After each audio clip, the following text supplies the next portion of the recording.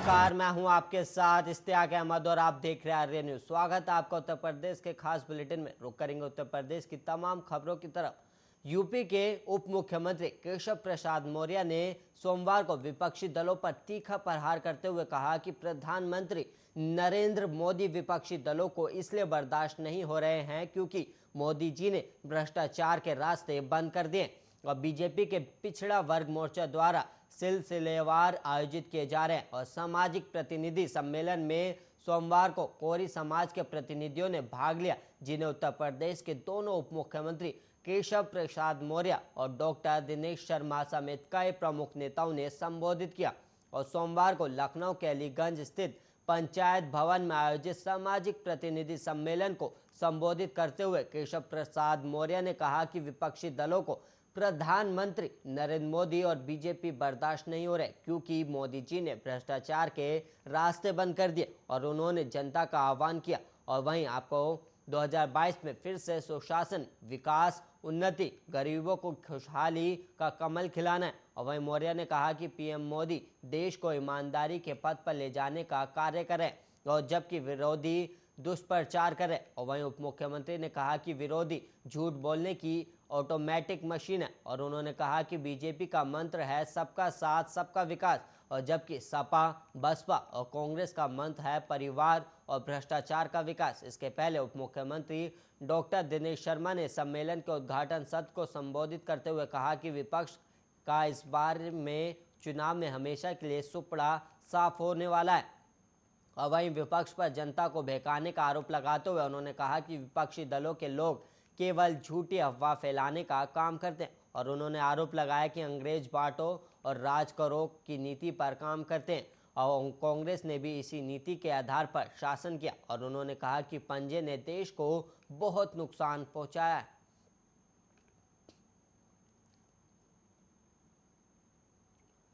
और वहीं 2022 के शुरुआती महीने में 5 राज्यों में विधानसभा चुनाव होने और जिन 5 राज्यों में विधानसभा चुनाव है उनमें से 4 राज्यों में बीजेपी और उसके सहयोगी दलों की सरकार है और कांग्रेस अकेले पंजाब में सत्तारूढ़ है। और ऐसे में यूपी, उत्तराखंड, गोवा और मणिपुर में कैसे बीजेपी को हराया जाए और कैसे पंजाब में दोबारा सत्ता प्राप्त की जाए, इसको लेकर कांग्रेस पार्टी मंथन पर कर रही है। और वहीं आज दिल्ली में पार्टी की राष्ट्रीय अध्यक्ष सोनिया गांधी ने सभी राज्यों के प्रदेश अध्यक्ष और प्रदेश प्रभारियों की बैठक बुलाई, जिससे कि कांग्रेस पार्टी को मजबूत करने पर काम हो और आगामी विधानसभा चुनाव में बेहतर परिणाम अर्जित किया जा सके। और सोनिया गांधी ने पार्टी के सभी पदाधिकारियों को संदेश देते हुए कहा कि व्यक्तिगत महत्वाकांक्षा की बजाय संगठन की मजबूती सभी की प्राथमिकता होनी चाहिए और साथ ही पार्टी को एकजुट होकर बीजेपी से लड़ना होगा। और इसके साथ ही सोनिया गांधी ने सभी को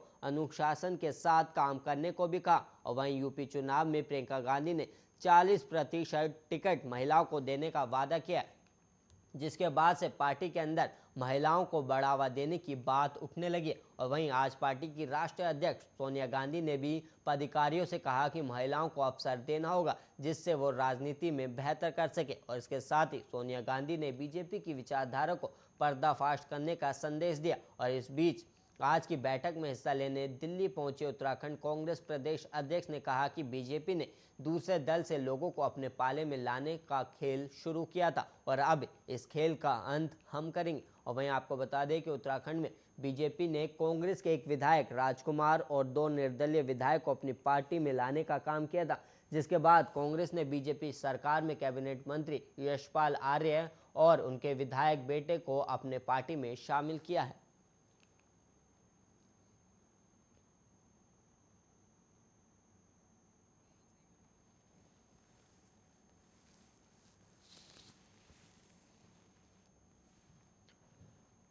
और वहीं यूपी में खोई सियासी जमीन को वापस पाने की कांग्रेस पुरजोर कोशिश कर रही है। और वहीं पार्टी महासचिव और यूपी की कांग्रेस प्रभारी प्रियंका गांधी ने मोर्चा भी संभाला हुआ है। और वहीं आगामी विधानसभा चुनाव को लेकर प्रियंका गांधी अब सीएम योगी के गढ़ गोरखपुर से हुंकार भरने की तैयारी कर रही है। और प्रियंका गांधी इसी सिलसिले में 31 अक्टूबर को गोरखपुर में प्रतिज्ञा रैली करने जा रही है और इस रैली के जरिए जहां प्रियंका कार्यकर्ताओं में जोश भरने की कोशिश करेंगी तो वहीं दूसरी ओर 8 घोषणाओं को पूरा करने की प्रतिज्ञा भी लेंगी। और रामगढ़ ताल स्थित चंपा देवी पार्क में प्रतिज्ञा रैली में कांग्रेस की सरकार बनने पर अपनी प्रतिज्ञाओं को पूरा करने का विश्वास भी दिलाएंगे। और उनके दौरे के पहले गोरखपुर पहुंचे यूपी कांग्रेस के अध्यक्ष अजय कुमार लल्लू ने केंद्र और प्रदेश की बीजेपी सरकार पर निशाना साधा और लल्लू ने कहा कि ये घोषणाओं की सरकार है, ब्रांडिंग और पीआर एजेंसी के सीएम का मठ में जाना तय है। और एक सवाल के जवाब में उन्होंने कहा कि आपका कहना है कि योगी आदित्यनाथ का ये गढ़ है, हम ये मानते हैं कि ये गोरखपुर है और गोरखपुर मंडल है और हम रैली में लाखों की भीड़ चंपा देवी पार्क में जुटा रहे। और लल्लू ने कहा कि गोरखपुर में 9 विधानसभा सीटें हैं और इसमें यूपी और गोरखपुर में जितनी भी विधानसभा सीटें हैं उसमें 40% भागीदारी महिलाओं की सुनिश्चित करेंगे। और लल्लू ने आगे कहा कि प्रियंका गांधी पिछले 2 साल से लगातार संगठन की मजबूती, नौजवानों, किसानों, महिला सुरक्षा, कानून व्यवस्था के मुद्दे पर संघर्ष कर रही है।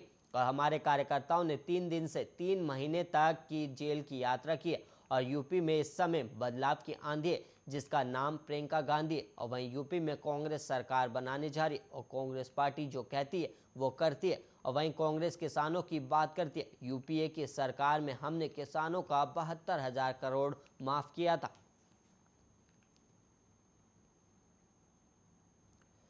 और वहीं उत्तर प्रदेश में सत्ता में वापसी की कोशिशों में लगे समाजवादी पार्टी के मुखिया और पूर्व मुख्यमंत्री अखिलेश यादव लगातार सत्ताधारी बीजेपी पर हमलावर हैं। और अखिलेश ने फोटो ट्वीट कर सत्ता में वापसी का दावा किया और उन्होंने बीजेपी पर आरोप लगाते हुए कहा कि आज झूठ का फूल लूट कर फूल बनकर 24 घंटे जनता को ठग रहा है। और अखिलेश यादव ने ट्विटर पर लिखा, पहले की सरकार में गरीबों के खातों में हजारों करोड़ों रुपए दिया जाता था और आज झूठ का फूल लूट का फूल बनकर 24 घंटे जनता को ठग रहा है। और वहीं आज केंद्र और यूपी की इस भाजपा सरकार की प्राथमिकता है गरीब तक की जेब काटना और गरीब के परिवार की मूलभूत सुविधाएं छीन लेना। और इससे पहले अखिलेश यादव ने कहा था कि उत्तर प्रदेश के आगामी विधानसभा चुनाव में पराजय की आशंका की वजह से बीजेपी जगह जगह लोकार्पण और शिलान्यास कार्यक्रम आयोजित कर रही है। और वहीं अखिलेश ने पीएम मोदी द्वारा सिद्धार्थनगर में मेडिकल कॉलेज का लोकार्पण किए जाने के सवाल पर कहा कि अब चुनाव नजदीक है और जनता भाजपा को हराने जा रही है और इसलिए इस पार्टी की सरकार इस तरह के कार्यक्रम आयोजित करे। और उन्होंने सवाल किया कि आखिर क्या वजह है कि प्रदेश में मौजूद मेडिकल कॉलेज को बजट नहीं दिया जा रहा और पूर्व प्रधानमंत्री अटल बिहारी वाजपेयी के नाम पर बन रहे उस चिकित्सा विश्वविद्यालय को अभी तक क्रियाशील नहीं किया गया और जिसकी शुरुआत खुद प्रधानमंत्री मोदी ने की थी। और वहीं पश्चिम बंगाल विधानसभा चुनाव में जीत के बाद टीएमसी प्रमुख और मुख्यमंत्री ममता बनर्जी की नजरें यूपी चुनाव पर है। और ममता बनर्जी छठ पूजा के बाद पीएम नरेंद्र मोदी के संसदीय क्षेत्र वाराणसी का दौरा करेंगे। और यूपी के 2 बड़े कांग्रेसी नेता के टीएमसी में शामिल होने के बाद ममता बनर्जी ने वाराणसी दौरे का ऐलान किया है। और एक बयान के मुताबिक ममता बनर्जी ने कहा कि टीएमसी में लोगों का विश्वास बढ़ रहा है और दोनों नेताओं का शामिल होना इस बात की गवाही देता है कि हम अब राष्ट्रीय पार्टी हैं जो बीजेपी को असली चुनौती दे सकती है। और ममता ने आगे कहा कि हमें बीजेपी से लड़ने के लिए आगे बढ़ना होगा क्योंकि कांग्रेस पिछले 15 सालों में उत्तर प्रदेश में बीजेपी खिलाफ कोई लड़ाई लड़ने में विफल रही। और ममता ने बताया कि टीएमसी में शामिल हुए यूपी के 2 नेताओं ने उन्हें वाराणसी आने के लिए आमंत्रित किया और वो छठ पूजा के बाद वहां जाएंगे। और ममता ने आगे कहा कि हम राष्ट्रीय पार्टी हैं और हम कहीं भी जा सकते हैं, कोई लक्ष्मण रेखा नहीं है जो हमें रोक सकते हैं। और लक्ष्मण रेखा दंगा भड़काने वालों के लिए होनी चाहिए, लेकिन बीजेपी शासित गोवा, त्रिपुरा, यूपी में उसके उलट है। और ममता ने आगे कहा कि बीजेपी सरकार हाथरस और लखीमपुर में दलितों, महिलाओं, किसानों पर अत्याचार करती है।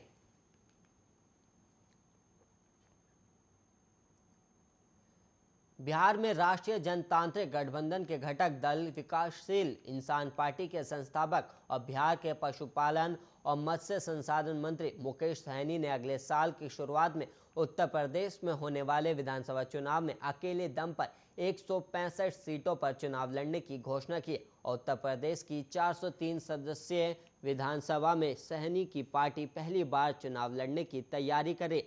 और सोमवार को सहनी ने बलिया जिला मुख्यालय पर अपनी पार्टी द्वारा आयोजित निषाद आरक्षण अधिकार जन चेतना रैली को संबोधित करते हुए कहा कि उत्तर प्रदेश में विधानसभा के होने वाले चुनाव में वो 165 सीटों पर अकेले चुनाव लड़ेंगे। और उन्होंने आगे कहा कि वो कितनी सीटों पर चुनाव जीतेंगे ये मालूम नहीं है, क्योंकि ये जनता तय करेगी। और सैनी ने दावा किया कि उनके अकेले चुनाव लड़ने के कारण बीजेपी को 75 से 100 सीटों पर चुनाव हारना पड़ेगा। और उन्होंने बीजेपी को आगाह करते हुए कहा कि संजय निषाद से गठबंधन कर लेने और उन्हें विधान परिषद सदस्य बना देने से उन्हें निषाद समुदाय का मत हासिल नहीं हो पाएगा। और उन्होंने संजय निषाद पर निशाना साधते हुए आरोप लगाया कि विधान परिषद सदस्य बनने के लिए संजय निषाद ने बीजेपी से सौदेबाजी कर ली है।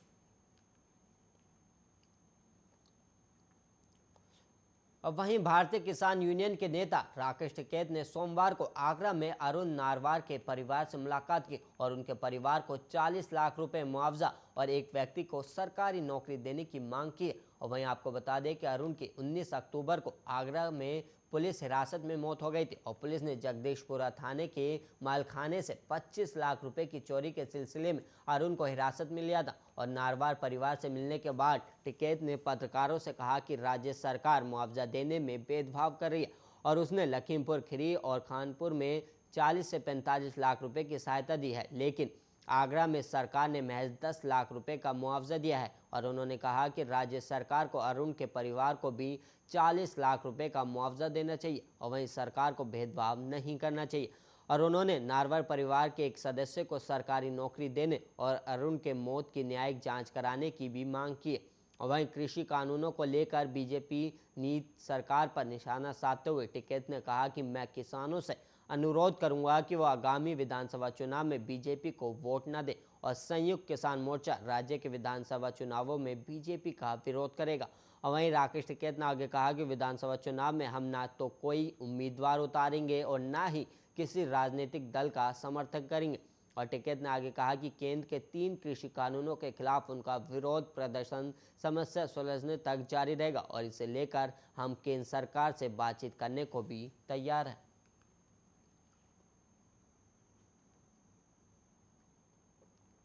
अब वहीं दिल्ली के मुख्यमंत्री और आम आदमी पार्टी के संयोजक अरविंद केजरीवाल अयोध्या दौरे पर। और वहीं केजरीवाल ने आज सुबह हनुमानगढ़ी और रामलला के दर्शन किए और दर्शन के बाद केजरीवाल ने बड़ा ऐलान भी किया। और पत्रकारों के साथ बातचीत में केजरीवाल ने कहा कि अगर यूपी में हमारी सरकार बनती है तो प्रदेश के सभी लोगों को अयोध्या में रामलला के मुफ्त में दर्शन कराएंगे। और केजरीवाल ने कहा कि आज मुझे भगवान के दर्शन करने का सौभाग्य मिला और मैं चाहता हूं कि हर भारतवासी को ये सौभाग्य मिले।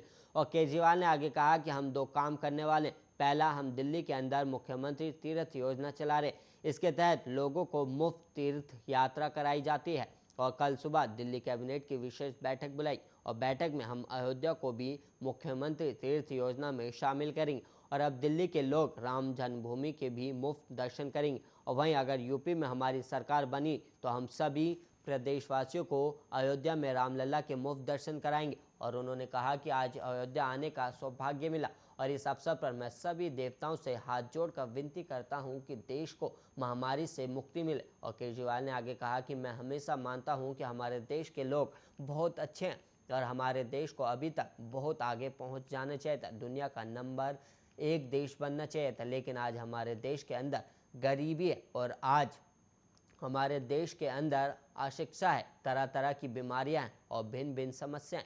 और मैं सभी देवताओं से प्रार्थना करता हूं कि मेरा भारत वर्ष जल्द दुनिया का नंबर 1 देश बने और हम 130 करोड़ भारतवासी मिलकर इसको संभव कर सकते हैं।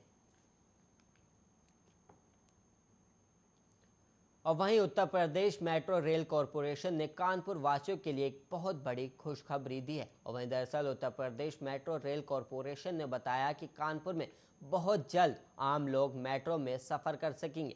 और यूपीएमआरसी ने कल यानी 25 अक्टूबर को कानपुर में पहली बार ट्रैक पर मेट्रो का ट्रायल किया और इसका ट्रायल डिपो में सोमवार को Uttar Pradesh metro rail corporation द्वारा किया गया। और यूपी मेट्रो रेल कॉरपोरेशन के एमडी केशव ने कहा कि ट्रायल पूरी तरह से संतोषजनक रहा और हमारी टीम काफ़ी मेहनत से काम करी है और हम बहुत जल्द अपने लक्ष्य को पूरा कर लेंगे। और उन्होंने आगे बताया कि आने वाले कुछ महीनों में हम कार्य को पूरा कर लेंगे। और Uttar Pradesh metro rail corporation ने कल सोमवार को पहली बार कानपुर में मेट्रो रेल का ट्रैक पर चलाकर परीक्षण किया और यूपीएमआरसी ने बताया कि कुछ महीनों में हम अपने लक्ष्य को हासिल भी कर लेंगे और कानपुर वासियों को मेट्रो की सौगात दे देंगे।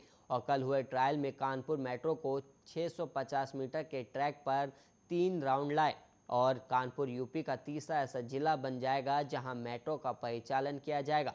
और यूपीएमआरसी के एमडी ने बताया कि मेट्रो के ट्रायल के दौरान इसकी रफ्तार करीब 10 से 15 किलोमीटर प्रति घंटे की थी और वहीं इसकी अधिकतम रफ्तार 30 किलोमीटर प्रति घंटे की रखी गई थी। और इस ट्रायल प्रक्रिया में दरवाजे खोलने और बंद करने की भी चेकिंग की गई। और वहीं आपको बता दें कि 28 अक्टूबर को इसका मुख्य ट्रैक पर ट्रायल किया जाएगा।